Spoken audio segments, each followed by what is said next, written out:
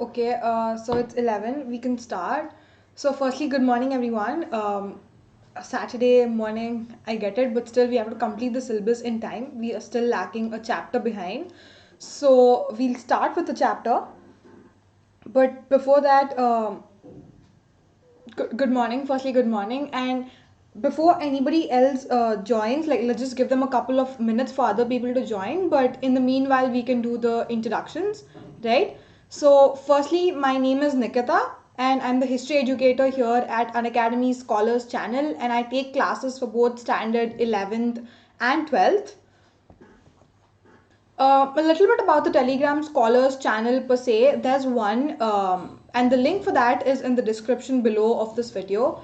I highly urge you all to go join it because if there are any updates regarding what's going to happen on the YouTube channel per se, in the sense of like cancellation of classes or postponing of classes, whatever it is, you'll be intimated on the Telegram channel. So that's highly useful for getting updates. So the link is in the description. Go join it if you all haven't joined already. And regarding the combat scholarship test conducted by Unacademy every week, so it's a scholarship test worth 1 crore rupees where you can win up to 1 crore. And these tests are conducted both in Hindi and English. That's the big advantage. And the format is as such that you will be given 60 minutes to answer 30 questions, right? That's a fair choice. And these are live tests on Android gadgets. And the test this week is happening on 17th of October, which is tomorrow, right? It usually happens at 1 p.m. for 11th standard students. And again, the link is also in the description below of this video. Go check that out and also enroll yourselves and take part in all these quizzes, right? Quickly moving on to a couple of plus features, Unacademy's plus features. You can actually sit at your own houses and listen to some of the live classes of the top educators, and all these are available on one single platform, which is Unacademy Plus, right? And then there are regular doubt clearing sessions, there are answer writing sessions. Along with that, there is a provision for practice tests and live test series. There's exhaustive coverage of syllabus, like every educator at Unacademy Plus. They make sure that they are covering the syllabus in a very exhaustive manner, like topic, every theme is covered as prescribed by the board, right? And then there's mentorship given to you, there's guidance given to you, along with access to study materials, which are usually in the form of PDFs, right? A little bit about the pricing for Unacademy Plus. There are 6 range of subscriptions actually. The first one starts with a minimum of 3 months duration, and then it goes on about to 9, 12, 15, 18 and 24 months, right? The prices are clearly listed just beside the durations.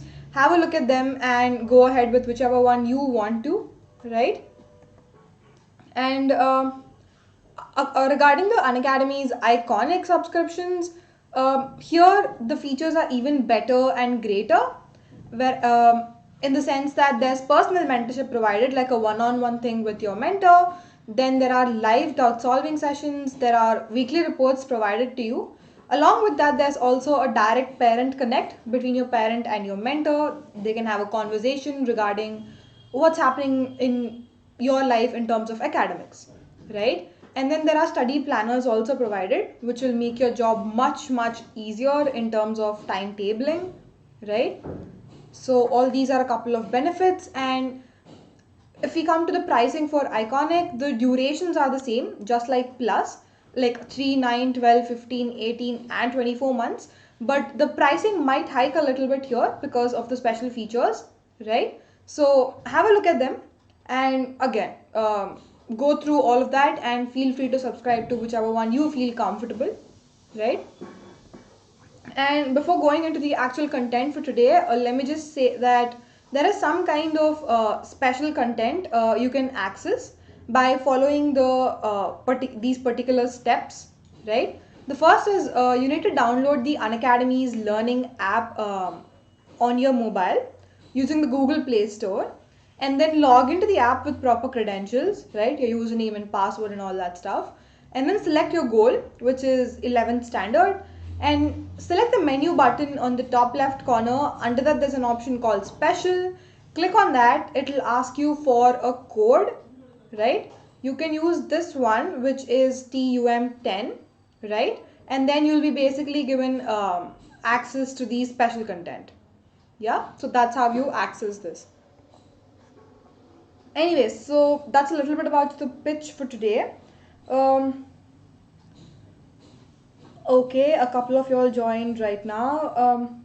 Good morning, everyone who just joined. I promise we'll quickly wrap this session up. Yeah. Anyways, so we're done with the previous chapter, the Central Islamic lands. We've done a quiz on that. It went great. All of that amazing. Yeah. So we left with another chapter, which is a part of the term 1 syllabus, right? And that is theme 6 in your textbook, which is titled as the 3 orders, right? A fairly simple one, I would say, especially when compared to the Central Islamic lands, right?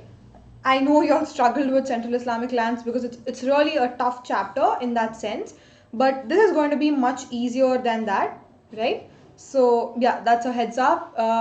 And this chapter is actually a part of your section 3 in your textbook, right? Your textbook is divided into 4 sections. Out of that, section 3 is titled as changing traditions, right? So under that we have this theme called the 3 orders, and we'll be discussing about that chapter in detail over the next couple of sessions, right? So that's the brief intro. Cool. Okay, time to pay attention. We'll quickly start the chapter, right?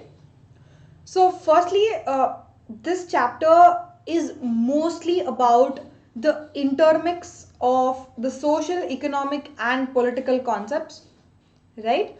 So till now we've only dealt with, like either the polity or just the architecture or just the religion and all.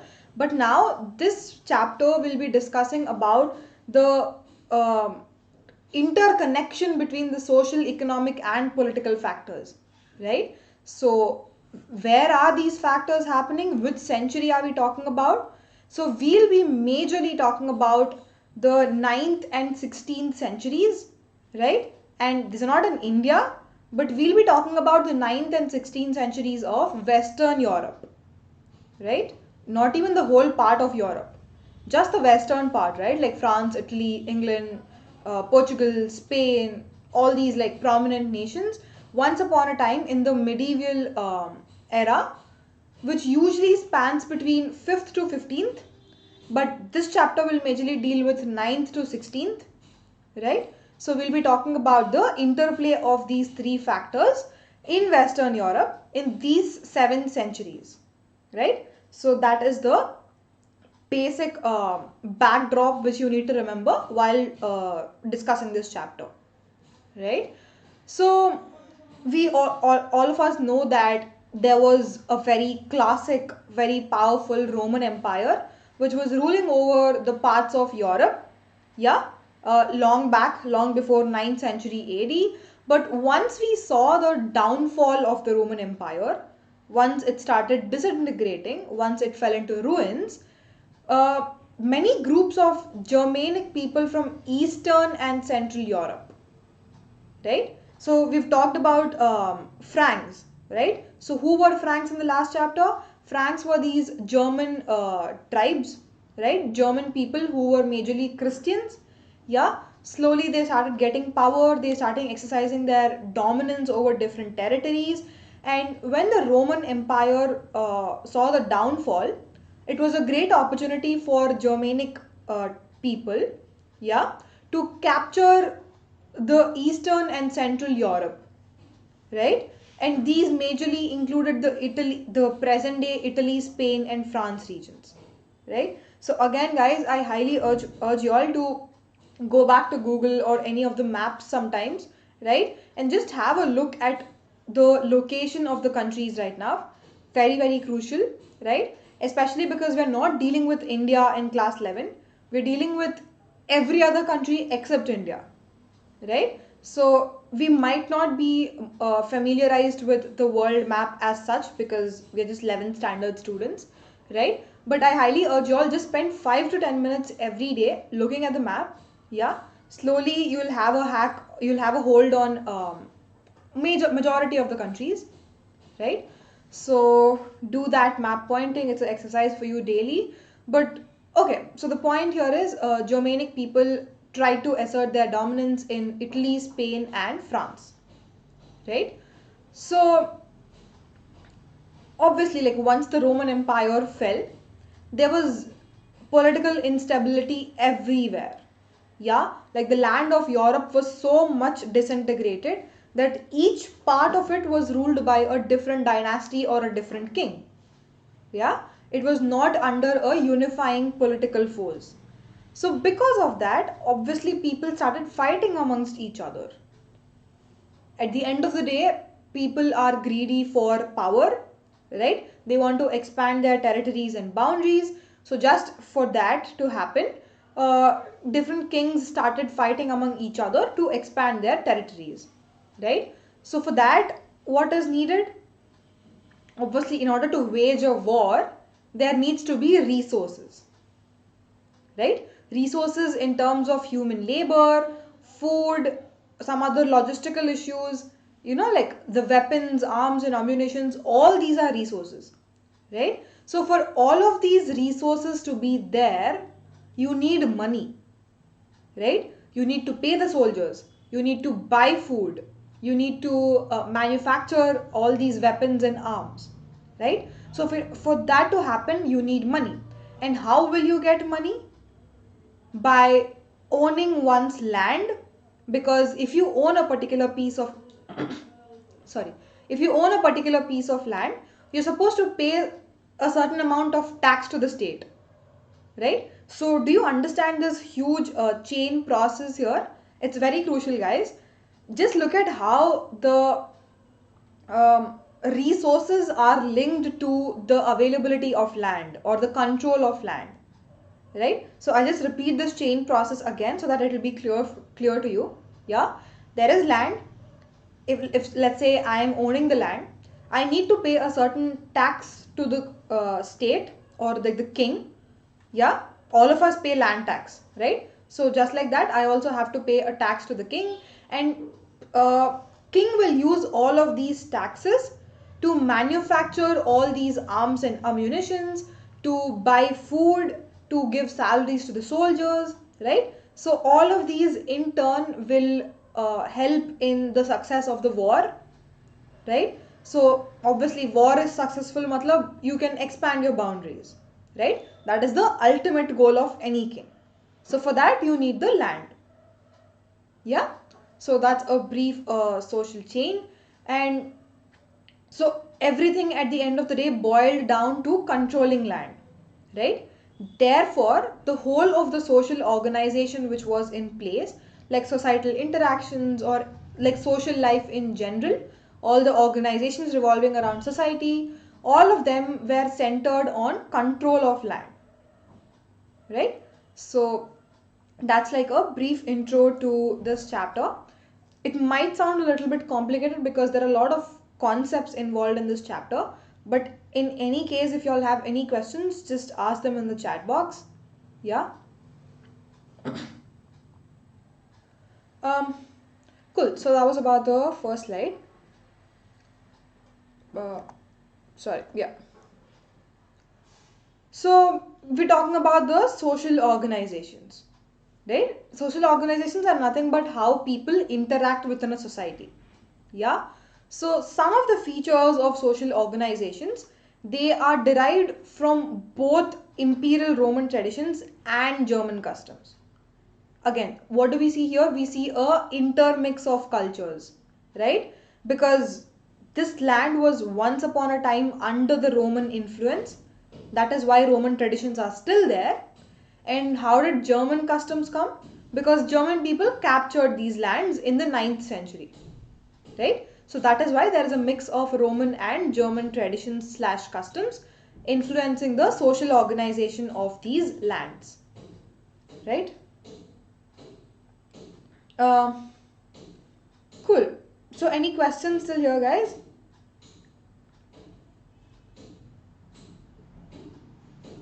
Uh, Abhirami is here with us. Good morning, Abhirami.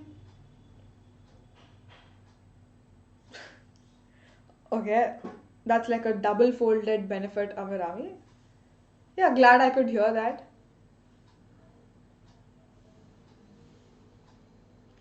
Cool.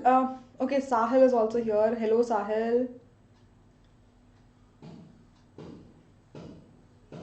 Thank you so much for asking. I'm doing good. I'm hoping all of y'all are good too. Yeah.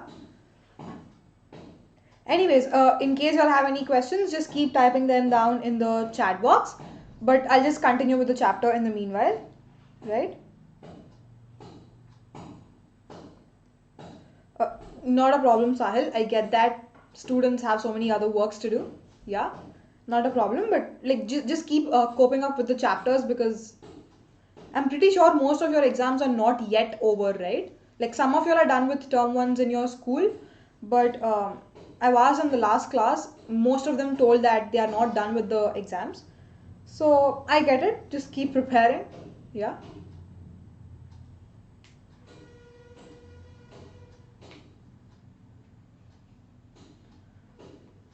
Uh, Sahil, if you have been regularly attending the classes, we have covered almost every chapter. We just left with one right now, which is this one, the one we are dealing with right now. So I don't really think it has to be that hectic because there are hardly four chapters for term one, right? Just quickly after we finish this chapter, I'm thinking of having all these one-shot revisions and all. So I think those will be helpful. Yeah. Don't worry, y'all will do good. Y'all can do some sort of revisions or quickly glance through your notes if y'all are taking down any. Yeah. Uh,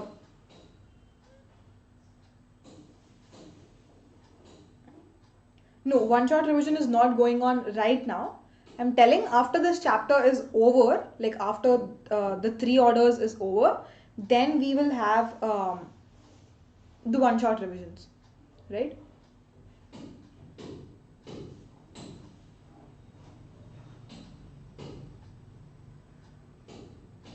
Again, Sahil, the only thing I would tell you is, like dedicate at least 1 hour of time to each subject every day and start reading your textbook or start listening to the videos. Do whatever which is comfortable to you, right? But like just sit down every day for at least an hour and start reading, right? I'm pretty sure you will finish before the exam because you have time and chapters are also not too many. That's just four chapters, right? So don't worry about that. Cool. So we'll continue. So we were talking about the intermix of cultures, which is Roman traditions and German customs, right? So also, like I was telling you that these German people are you obviously like Christians, right? So because of that, Christianity became the official religion of the Roman Empire because Roman people were also Christians. Yeah, and even after the Rome collapsed, the Christianity legacy was as such that it continued into the other dynasty rules as well, right? So basically the point being Christianity has forever been the official religion of various dynasties ruling over the western part and north central part of the Europe, right? So again, in that case, if you're saying that Christianity is very very prominent and important, that means that the institution of church in general, yeah, will also have so much power, right? It's a direct relation, right? Christianity is important, Christianity is famous, that means that church is also powerful. Yeah, so that is why church power can also be seen in its land holdings, right? Majority of the land within the empire is held by the church itself, right? And sometimes all these clergies and priests and all, they also held some sort of political power. Yeah. So what do we see here? The intervention of religion into the political sphere, because church is having so much of share over the pieces of land. Alongside, it also has political power. Yes. So that's about the church. So in this particular chapter, the title itself is the three orders, right? So what are these three orders, right? Like, what are these three important elements? Very crucial again, just by heart this or do whatever, but just remember all these three orders, right? The first one is Christian priests, right? The second is land owning nobles, and the third is peasants. Again, I'm repeating it again, please remember. The first is Christian priests, right, who are very religious, who are in charges, or like who are in charge of running the church. Yeah, very religious people. The second is the land owning nobles, who control the majority of the land in the kingdom, right? They have all these vast territories and estates, and under them peasants usually work, right? Peasants, all of us know, they are like petty small farmers. Sometimes they have like 1-2 hectares of land, but sometimes they don't even have that. Some are like landless peasants, right? They usually work on other people's land for their livelihood. In this case, they work on the noble's land for livelihood, right? So these are the three orders. Just remember those three orders. Yeah. So the changing relationships between these three groups, like the interaction happening between priests, nobles and peasants. Is somebody subordinate to the other? Is somebody superior to the other? All these factors which have been there from 9th to 15th century, right, within the European continent, that is exactly what shaped the history for several centuries, right? Because the history of Europe is nothing but the interaction between these three groups. Yeah, so that's how prominent these are, and we look at every little feature of them in the next couple of sessions. Yeah, so that's going to be the main focus. Okay.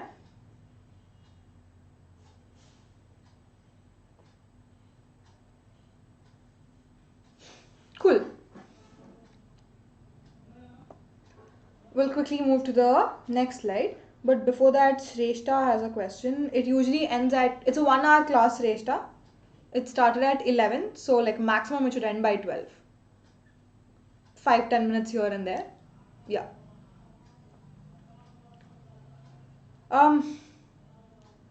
Cool. So the next slide basically talks about the work of the historians, right? So obviously, like historians, archaeology, like all of these academic disciplines came up very, very recently, right, in the 19th, 20th centuries. So over the last 100 years, like over these 19th, 20th and also 21st century, historians have been doing a lot of work. They have been studying a lot of documents, a lot of sources we have, be it archaeological sources, be it textile sources, numismatics, inscriptions, so many sources, right? Scholars have been studying all of these, right, which are related to Europe. Yeah, and they're looking at every village in particular, whichever has some kind of information. They're reading everything, right? So there's abundant material available to us. Yeah, before medieval period we did not have this facility. Yeah, in the ancient times and all, we never had all these sources because people never wrote down. But once medieval era started, all the kings or officials, they started writing down everything, whatever is happening, like basic activities, like day-to-day activities or important functions, or how their social life is, how their economic life is. Everything was written down on something, like be it rocks, be it paper, be it papyrus, anything. It's been written down, right? So just like that, in the European case as well, in the medieval times, we have a lot of documents that were retrieved, right? Documents pertaining to the land ownership. Yeah, let's say the document reads that, like me as an individual, let's say Nikitha owns these many hectares of land at this particular area. Like, you all know what land documents are, right? So all these land documents are available to us. You can read them. And prices and legal cases, right? Like what is the cost of the land at that time? Are there any legal cases? Are there any conflicts happening over this land? And also, very surprisingly, church used to note down all the births, marriages, and deaths that were happening in the kingdom, right? Basically, population census, right? The number of births, the number of deaths, uh, who are marrying, who are getting divorced, is the person marrying anybody else later on? Like every little thing is noted down on some form of source material, right? And because of the fact that we have all of this information and documents available to us, that is how we are retrieving information and writing histories of the medieval Europe, right? So whole credits to the availability of documents. Yes. So the inscriptions in churches give information about traders association. So all of these churches, they usually had inscriptions inside them or just outside the church, right? So once you go and read all those inscriptions, you will get a rough idea as to what kind of traders existed, in what items did they trade in, right? So their associations, everything is available, like all the information you can get. And also alongside that, if there are any festivals or community activities happening, you will celebrate that by either singing songs or reciting poems and stories, right? So all of this is also a part of the inscriptions inscribed as a part of the church, right? So that's about the sources.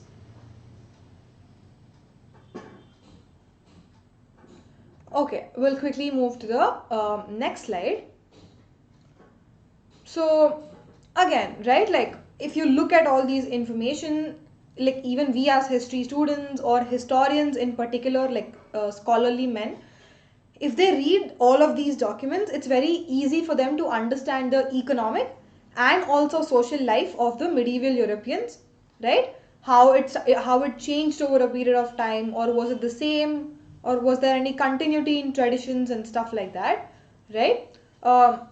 If you study it over like centuries together, you will realize if there are any shifts in population, right? Like is the population increasing, or is the death rate more and therefore decreasing, stuff like that. But even if you study a history pertaining to a very short period, it will also give you information, for example, like the peasant revolts, right? Peasant revolts usually happen over like weeks or months. So if you read over a short period, you will get information on peasant revolts, right? So irrespective of the periods, if you are reading some random document, you will definitely end up with some kind of information, which is a historical information, right? So that's about the retrieving of documents. And one such important scholar slash historian who actually worked on these medieval European historical studies is called as Bloch, right? His name is like his full name is Mark Bloch, right? We'll talk about him in detail in the next slide. But for now, just remember that he is a French scholar, number one, right? And he worked on feudalism. Again, feudalism is a very, very important concept, almost the basis on which this whole chapter is based, right? Because of feudalism, only the three orders came into being. So, but we'll talk about feudalism in greater detail in the next couple of slides, right? But for now, just remember that Marc Bloch was a French historian who worked on feudalism, right? So, um, again, so what is his main argument, right? Like his main philosophy in life or his main work revolved around one thing, that history in general, like if you're talking about history of any place, it not just revolves around the political history. What is political history here? It's what do you say, like who are the kings, in which era did they rule, what are their military achievements, what are their policies, like everything revolving around the kings, right? So that's called as political history. So Mark Bloch says that it's not just political history, but there is so much history beyond the political, right? There's so much history beyond the lives of great people like kings and international relations, which is the subaltern studies, right? Which means that like studying local people, like ordinary people, how was their social life, what is the economy of the state, what is the art and architectural styles that were being followed, the religious life of people. So he argues that there is so much beyond the political history, right? So that is why Mark Bloch is very, very important to us.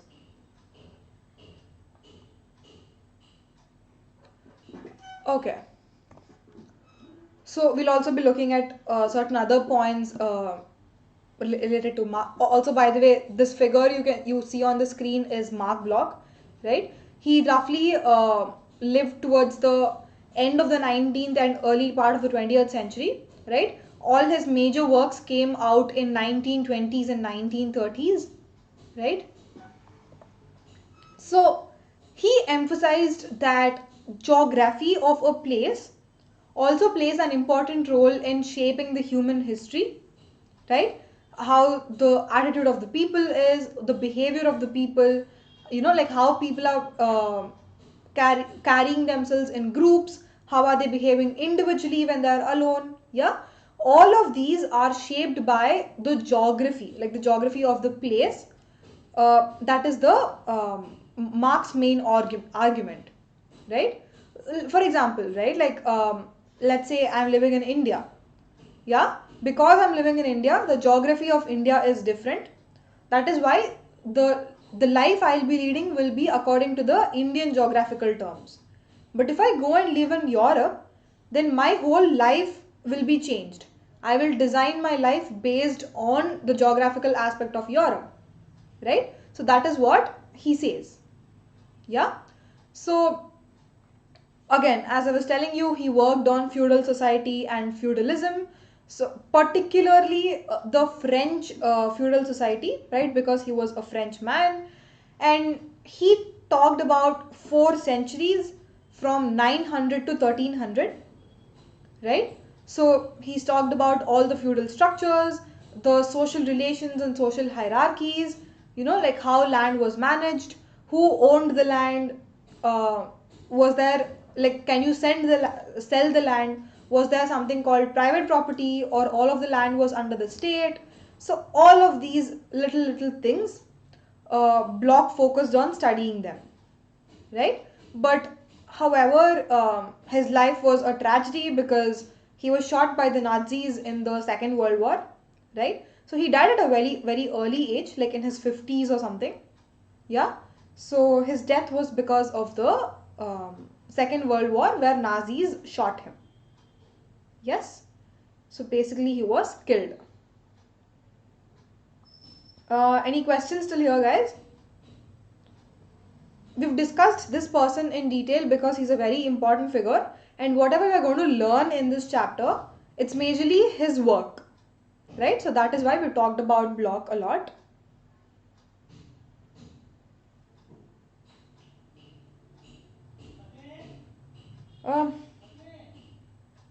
I don't see any questions, so I'll move ahead.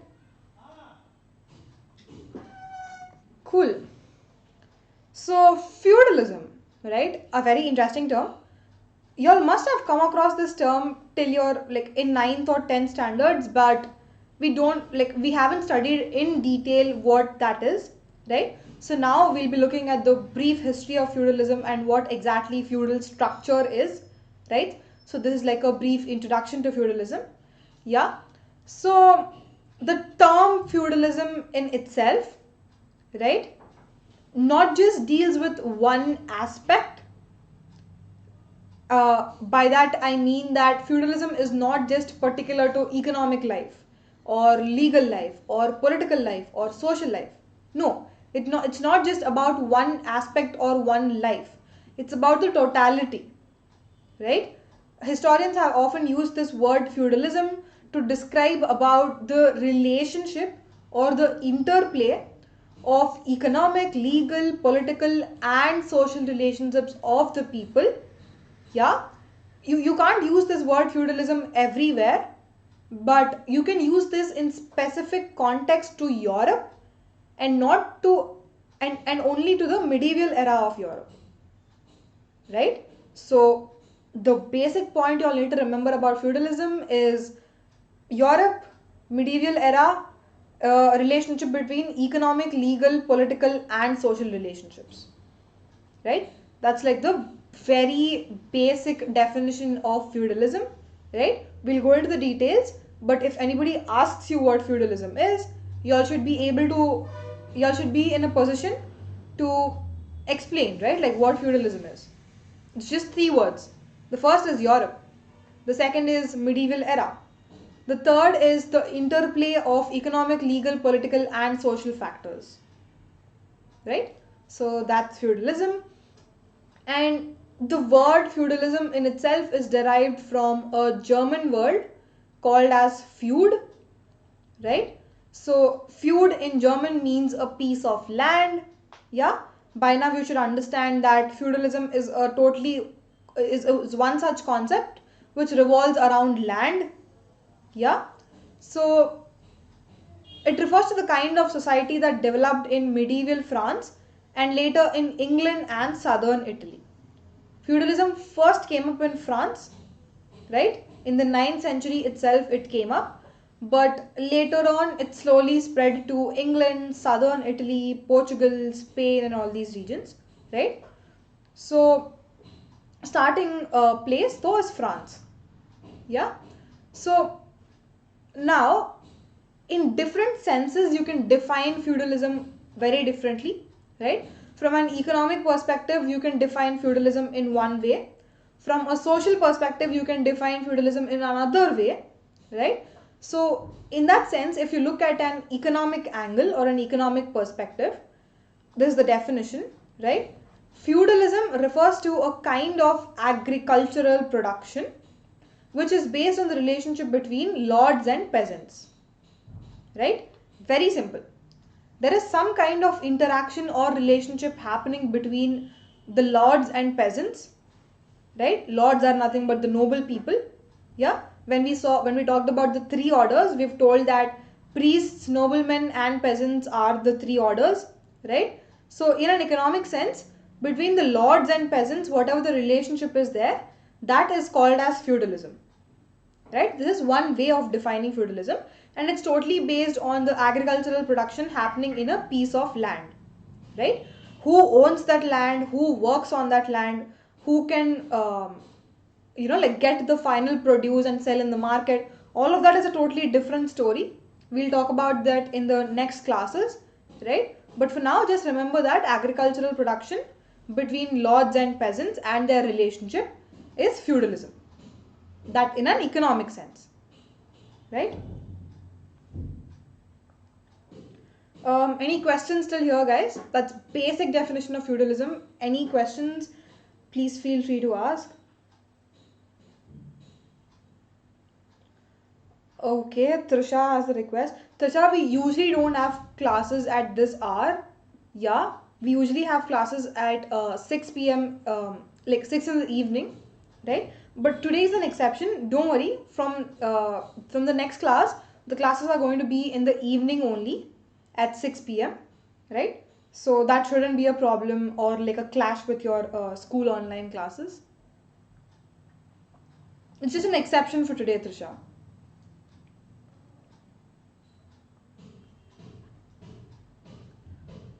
Okay. So continuing what feudalism is. So the latter cultivated their own land as well as that of the lord. Like who is the latter here? They're the peasants, right? So as I've told you that peasants sometimes had their own piece of land, like 1 hectare, 2 hectare, like very basic land, right? They worked on theirs as well as they worked on the land of their lords. Lords are the noble people here, right? The second tier of the three orders. So they performed all these labor services for the lord, And what do they get in return? Usually, like if you work for somebody, salary has to be paid, right? Or some kind of incentives, money or something has to be paid. But in this case, the feudal structure, when peasants are performing labor on the land of the lords, they are given military protection in return. Yeah, they're not given salaries, they're not given money, they're not given food, but the only thing they'll be getting in return is military protection, right? Protection from external sources of threat or other internal sources, right? That kind of protection will be given by the noble people.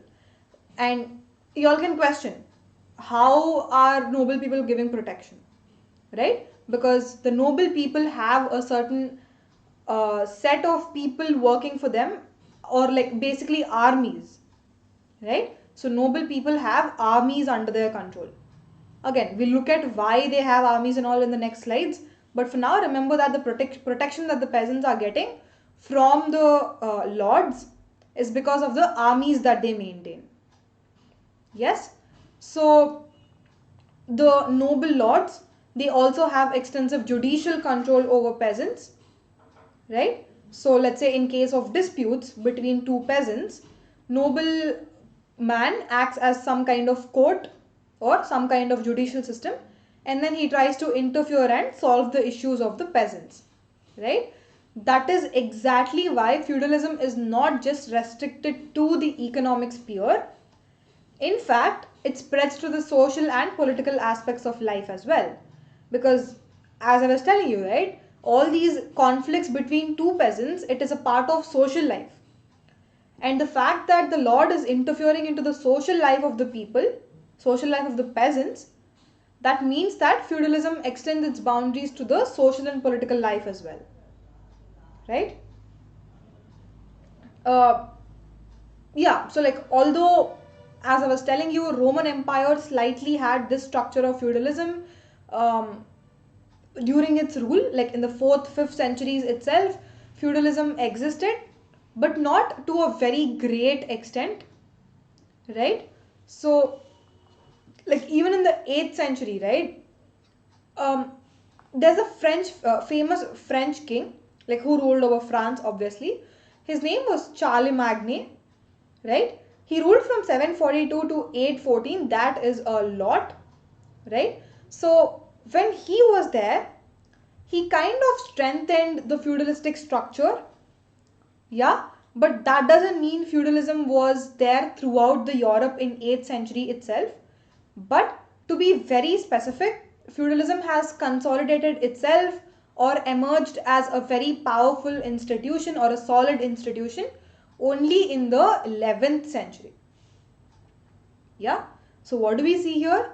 There are traces of feudalism in 5th century, 6th century, 7th, 8th, 9th also. But the whole of Europe started following feudalistic structure only in the 11th century. Right? So that's the feudal structure. So that's a brief intro to the feudalism. We'll be coming across this term again and again in this chapter and also in the next chapters if possible, right? So from there, let's quickly move on to another sub-theme in your textbook called as France and England, right? This is just like a one slide information. So basically, the point here is there's a province called Gaul. The spelling is here. It's Gaul, right? So it's a province of the Roman Empire when Roman Empire was still there, right? So Gaul is a very, very famous province. It's geographically very rich because it had these extensive two coastlines, yeah, and then it had so many mountains within it. There are so many rivers flowing. There are forests and also large tracts of plains which are suitable for agriculture, right? So basically you can find all of the geographical topographies in the region of Gaul, right?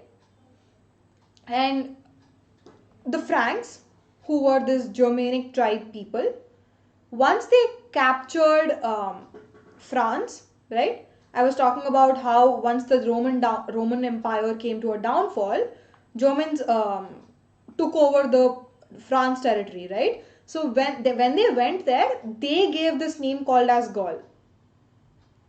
Yeah, and then they changed it to France. So that's how the origin of the names came into being.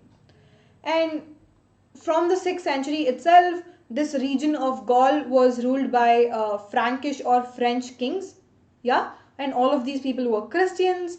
And the French had very strong links with the church, obviously because they were Christians. Churches often patronized all these kings, and it went the other way around as well.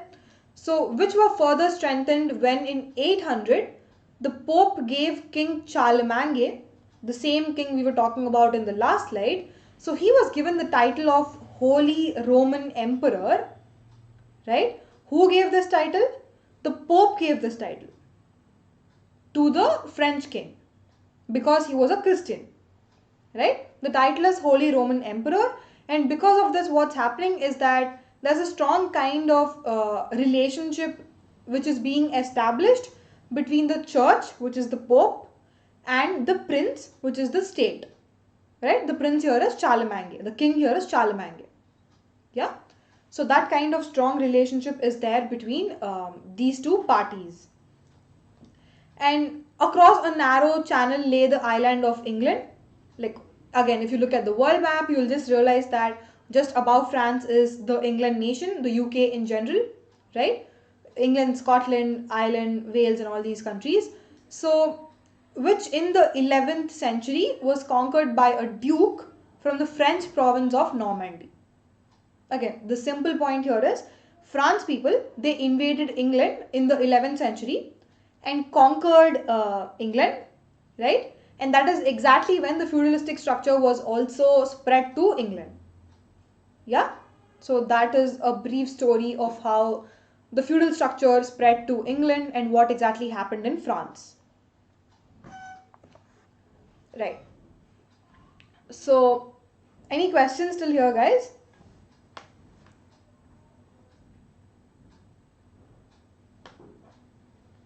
It's a fairly simple concept, but in case anybody has questions, just put them down in the chat box.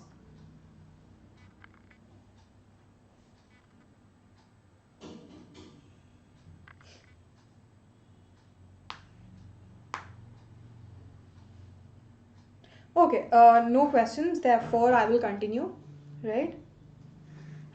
So, okay, there's another next sub-theme in your textbook called as the three orders, right? Basically retitled after the name of your chapter itself. So we'll also be looking about what these three orders are in particular, right? So these French priests per se, right? Priests are obviously the first class of the three orders. They believed that all of the human beings, like every human being individually, they will definitely come under any of these three orders. And that is based on what their occupation is, right? Depending on their work, every human being without fail will definitely be a part of any of these three orders, right? So he also states further, the quote unquote, that some pray, others fight, and others work, right? That is nothing but basically the three orders, right? Who was the first order of the three? The first is priests, right? People who pray to God. Yeah. The second are the noblemen who have armies below them. Usually they fight. Yeah, in terms of war and all. So other people fight. And nextly, all of these peasants and all, they work for noblemen or for the priests. So that means they work. So that is the third order, which is the work. So if you consider any human being on this earth, they either pray, they either fight, or they work for somebody else. There's nothing else which he can do other than these three, right? So in that sense, this bishop states that because of this distinction of work, praying, fighting, and working, That is exactly why the whole of the social order is divided into three orders, which is the clergy, the nobility, and the peasantry. Right? We've looked at this point in the introductory part, but just reiterating the point again that clergy, nobility, and peasantry constitute the three orders of society. Right? So again, this is an excerpt from one of the works of Abbess Hildegard. Right? Abbess Hildegard is a scholar. Bingen is a place name. He belonged to Bingen.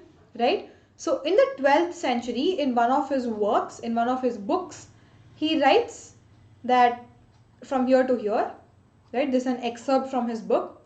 He writes that who could think of herding his entire cattle in one stable without any difference, right? Therefore, it is necessary to establish difference among human beings so that they do not destroy each other. So basically the point here is he says that whatever differences are there between people, right? Some are clergy, some are nobility, some are peasants. That kind of difference should be there. He's telling that God himself created these differences, right? Because God wouldn't want to look at everyone who is equal, right? He's justifying the differences. He's giving a proper explanation as to why differences exist in the society, right? Abbess Hildegard says that even though God makes all of these differences, like he himself is the creator, he only created these differences, yeah, just like these differences are there in heaven as well as earth. So he loves all of them equally, but there is no equality among them. Yes, so he's basically justifying the differences of people in the society. Yeah. So that's about the three orders and how people justified the existence of differences. We'll quickly now move on to discuss the second order in detail, which is the nobility, right? So second order is again very important. In some sense, they are directly connected to the first order, which are the priests, and also the third order, which are the peasants, right? So they are the mediators. So this nobility, they are in the second order, and priests place themselves in the first. So who is giving this order for us? Priests are giving it, right? They, just like how Brahmins did in India's case, that they are at the top of the Varna order, then comes Kshatriyas, Vaishyas and Sudras. Just like that, priests, they themselves are giving themselves first place, first order, right? And then they are placing nobles in the second. So obviously nobility, these noble people, they had a central role in social processes because they are kind of mediators between the priests and the peasants. Yeah, they control the majority of the land, right?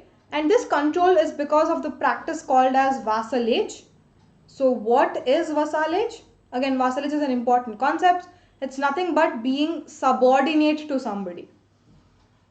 In this case, peasants are subordinate / inferior to the nobility. The noblemen are inferior / subordinate to the priests, right? So vassalage is nothing but subordination. Yeah. So that's vassalage. The kings of France were linked to the people by vassalage, similar to the practice among the Germanic people of whom the Franks were once. Basically the same point, right? Like third order being subordinate to the second, second being subordinate to the first. Yeah. So, yeah. Again, the repetition of the same thing in different sentences, that a nobleman accepted the king as his senior, right? And there was some kind of mutual promise which was there, or like a mutual understanding which the nobleman and the king shared, that the lord, or like the king in this case, would be protecting the vassal. Vassal is the subordinate man, right? The king would be protecting the vassal, who is the nobleman here, who would in turn be loyal to the king. In the same manner, the nobleman would be protecting the peasant, and the peasant would be loyal to the nobleman. right? These people who are superior are considered as some kind of lords or seniors, right? In French, senior is spelt as this. Sorry for butchering the pronunciation, but senior, something like that, right? French pronunciation. Cool. So that's about the vassal system. And this relationship, which usually the noblemen and king shared, right? It involved an elaborate rituals and exchange of vows. There are some kind of ceremonies that are happening. Yeah, you have to swear on the Bible, like you have to take an oath in front of the Bible in a church that a vassal would forever remain loyal to the king, and king in turn would provide protection to the vassal, right? So that is the kind of relationship that all these three orders had. And at this ceremony, right, like the vassal received a written charter or a staff or even a clod of earth as a symbol of land. So while these ceremonies are happening, once he takes the oath that he will forever remain loyal to the king will give him either a written charter, like a written document with all the proofs and signatures and all, or a clod of earth, which is a lump of earth, like basic soil, right? Or some kind of staff. He will give all of these to the nobleman, and it's a symbolic significance, right? Saying that from now on you're the nobleman. You can collect taxes from your land. You can rule over your own people, right? That's like a official ceremony. So after that, the noble basically enjoyed a privileged status, right? Obviously, because he is second in power to the king in the empire, right? He has so many powers with him. He can rule over so many people. He can collect taxes of his own. He can mint his own coins, right? So he's almost like a mini king. So that is why he enjoyed so many powers and a privileged status.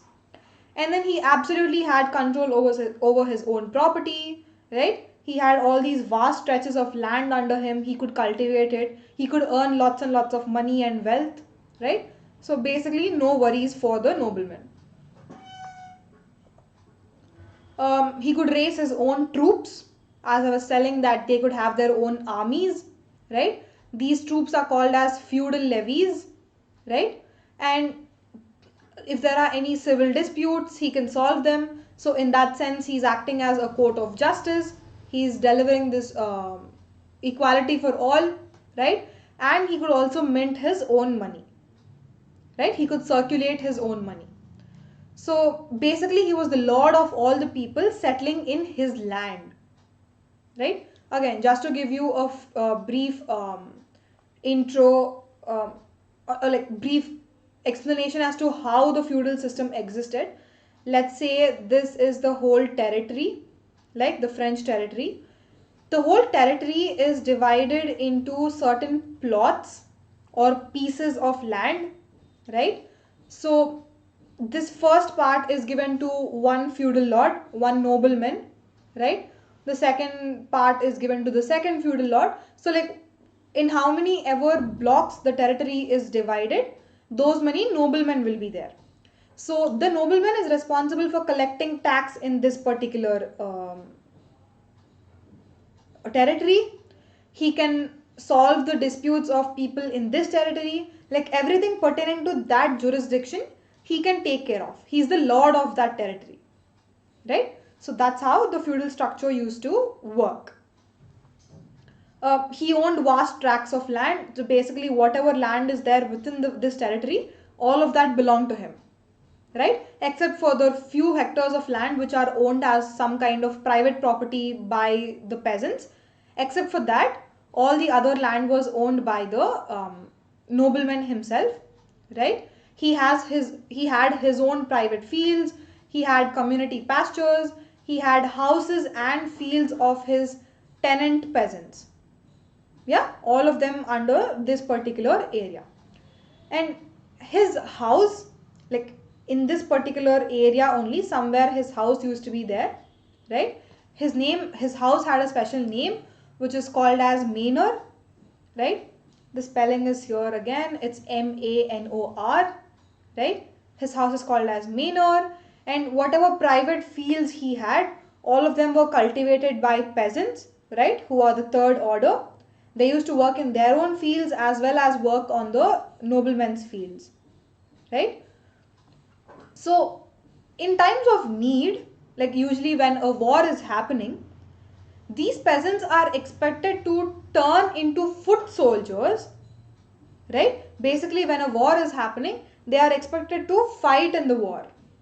They are peasants, they are farmers. They only know how to agriculture, like how to do agriculture and cultivation, right? But in some cases, when during the times of war and when they need a lot of soldiers, these peasants also joined the army, right? So that's like a double work which peasants are doing: agricultural work, also the military work. Yeah, so that's the work of yeah, so that's the work of peasants, right? Double faceted work. So that again brings us to the end of today's class. Again, I get it that there's so many like new concepts involved because we haven't heard of any of these terms like feudal levies, feudalism, manors and all before. But as you go ahead, you keep listening to these words, you'll get used to it. Not a big problem, right? But as far as the concepts are concerned, if there are any questions, y'all can ask me in the chat box. I'll clearly explain them once again in case of any queries. But basically, that's all we have for today. Um, I'll see you guys again on Tuesday, right? Like, yeah, we have a class on Tuesday at 6 p.m. in the evening, right? So I'll see you then and we'll continue discussing this chapter further, right? So yeah, that's the end of class, and in case any of you all have questions, just put them down in the chat box. I'll be very happy to answer them. But you'll keep typing down in case you'll have any. In the meanwhile, I'll try to wind this session up, right? So there's a special offer going on right now in regards to the Plus and Iconic subscriptions. The offer is because of Dashera, right? And it's valid till 18th of October, which is on Monday, right? So if you use the code which is TUM10, this one, you'll obviously get a 10% off straight away. But if you do it before 18th of October, you will be given an extra 10% off, right? So that's a limited offer. Go grab yours before the offer ends. And yeah, if you like the content of these videos, please like it as after the live stream ends. Also, like, comment down below if you all have any queries, any questions, right? Any clarifications you all need. And also subscribe to the channel Unacademy and Scholars in particular, right? Thank you guys. Thank you so much for tuning in on a Saturday morning. I get it's difficult. I know it's weekend, but there's nothing we could do about it. Yeah.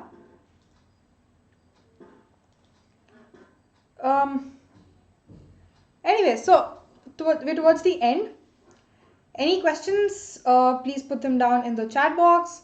Otherwise, the session is over. You're free to leave, guys. Thank you. Thank you so much.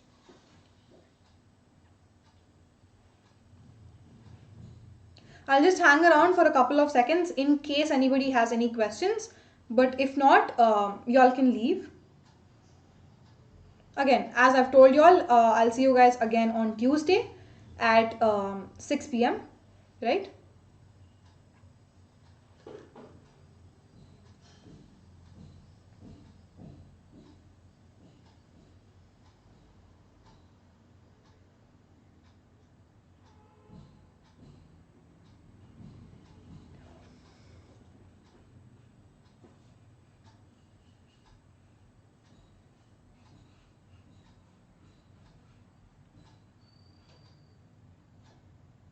Okay, no questions. Therefore, I would take it as everybody's understood, right? So, cool. I'll see you guys on Tuesday. Please tune in then for the continuation of this chapter. We'll have a great session then. And in the meanwhile, have a good weekend. Yeah.